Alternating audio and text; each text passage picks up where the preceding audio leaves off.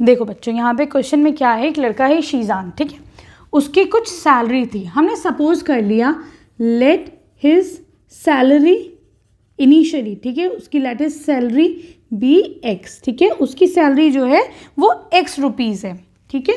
अब क्या हुआ, इसकी सैलरी में 10% इंक्रीमेंट हुआ, ठीक है।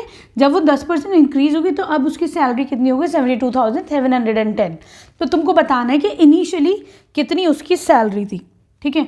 तो देखो कितना इंक्रीज हुआ है, इंक्रीज हुआ है उसकी सैलरी में 10%, ठीक है, 10% इंक्रीज हुआ है, मतलब 10/100 क्या ऑफ क्या करोगे, टोटल सैलरी गई तो निकालोगे, तो कितना हो जाएगा ये, मैंने बताया ना जब भी हम परसेंटेज निकालेंगे तो हम टोटल से ही मल्टीप्लाई करते हैं, ठीक है।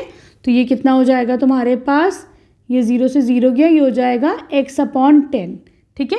इतनी तुम्हारी जो सैलरी है वो बढ़ी, ठीक है, क्लियर है। सपोज पहले तुम्हारे पास 5 रुपीज़ थे, अब तुम्हारी सैलरी जो है वो 2 रुपये बढ़ गई है, तो अब तुम्हारी सैलरी कितनी हो गई है, 5 + 2 मतलब 7 रुपीज़, ठीक, क्लियर है। उसी तरीके से यहाँ करोगे, इनिशियली उसकी सैलरी थी x रुपीज़, अब उसकी सैलरी बढ़ गई है x/10, ठीक है।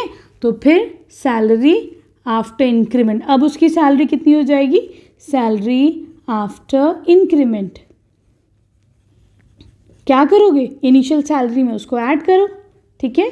तो x + x/10 कितना हो जाएगा, कुछ नहीं है, दैट मीन्स 1, ठीक है। ये हो जाएगा 10x + x, ये हो जाएगा 11x/10, ठीक है।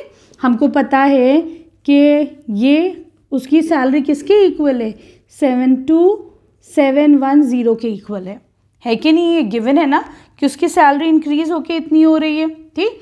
यहाँ से x की वैल्यू कितनी हो जाएगी, 72710 × 10/11, ठीक है। इसको 11 से ज़रा डिवाइड करो तो ये कितना आ जाएगा, 6610, ठीक है।